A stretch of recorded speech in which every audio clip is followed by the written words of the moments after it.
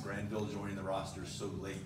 What were your impressions of him as a prospect, looking longer term, maybe this summer, this spring, versus now what you have in front of you on campus and the viability of him taking a role as a freshman? Yeah, I tell you, it was one of those things where when you begin the process, this wasn't what we were thinking would happen. We were talking about being a mid-year enrollee once he concluded his senior season. And then, when that started to transpire, it was brought up, it was like, okay. So you start going from thinking about a guy that's going to be here a year from now to a guy that could be here potentially in the fall, which is how it kind of started. And we were very excited about his athleticism, on film and flashes. Then you start to get to know the person and the family, and you see the fit to our program, to guys going to come here and care about the things that we care about, and just do the little things the right way where you felt he's coming to really develop because of everything that he has, in this program. And so now that we got him here, he hasn't been here very long, but you test him, and he tested out really, really well, kind of you expect him to, with his track background and his athleticism coming off the edge. And so I really have high expectations for Max, and I feel like that he's a guy that has really, really good twitch, great first step quickness, does a lot of things naturally. Now we've seen him in practice only for a couple of days. We haven't had pads on yet. Those will go on today. But you can tell quite a bit about a guy's feel for the game.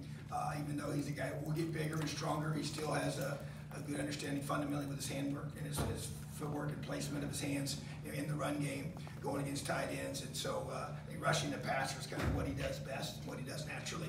But obviously he'll become a complete player. But I tell you what, I'm super excited about him. Thrilled to have him here. When we realized he was going to be here, which was definitely a surprise, was really kind of a bonus for us in 2024. In the front, Rich. Hi, Tom. With James last week saying that Abdul's going to play both end-to-end linebacker, how do you juggle his practice time? How has he looked in these two practices at end?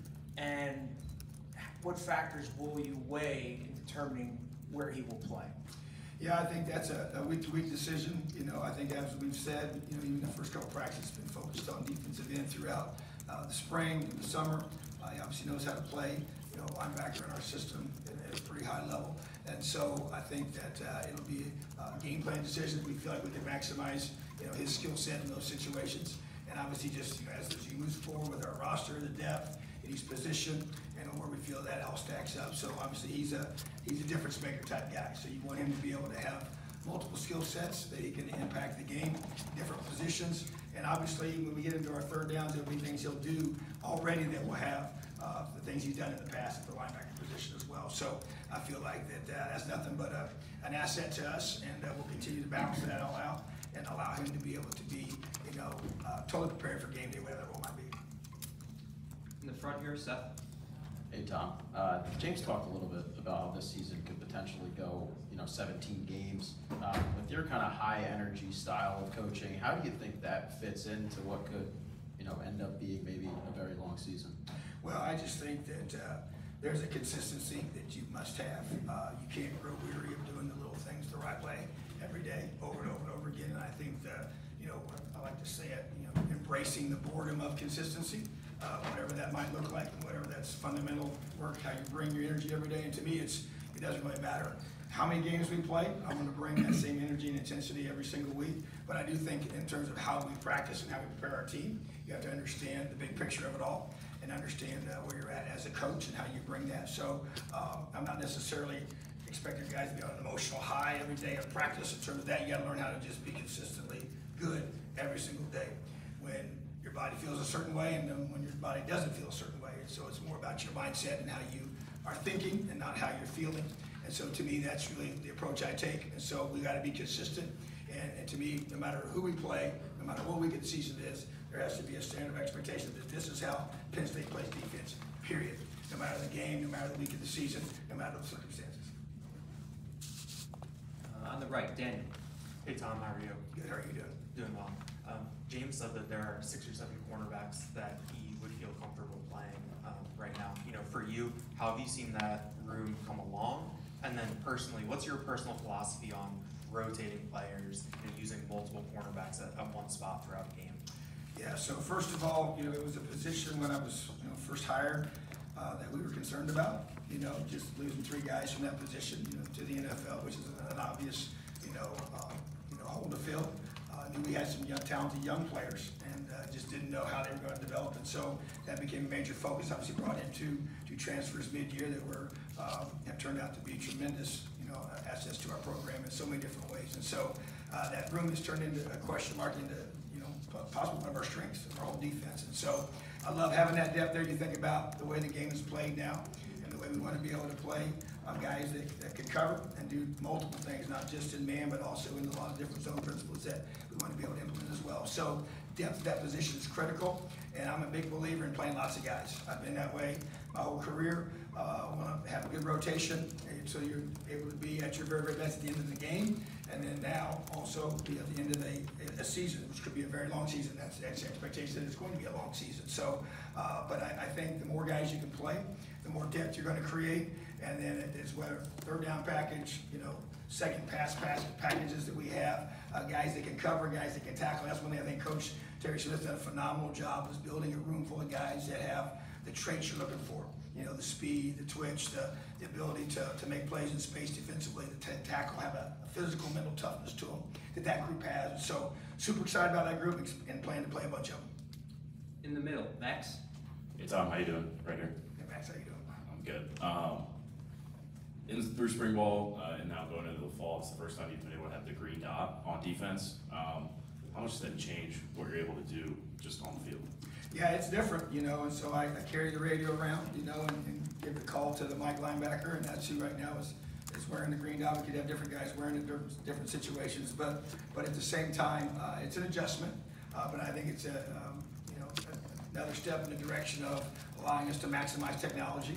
I think that the bigger game day adjustment is probably going to be the iPads on the sideline, but I think the green dot, and how we utilize it, it's going to be a lot. It's going to be dependent upon the offensive style and tempo and what they choose to do with the green dot. Do they huddle? Do they not? Do they use to do different mechanisms to maximize things? And so definitely, so we're in the process right now is to be able to have multiple ways of getting our calls into the defense, but the green dot is a constant with our guys. And so even when you play in practice on different fields and different guys we're trying to get reps with, you're trying to go through and maximize that process. So it's kind of a fascinating thing for me. I've not called a defense with the helmet communication, being a college coach my whole career in high school. So it's new for me as well. I did a lot of conversations with NFL guys that I know, NFL players that I've coached in college and now wear it in the NFL, and how they, can maximize it. What do they want to hear? What do they don't want to hear?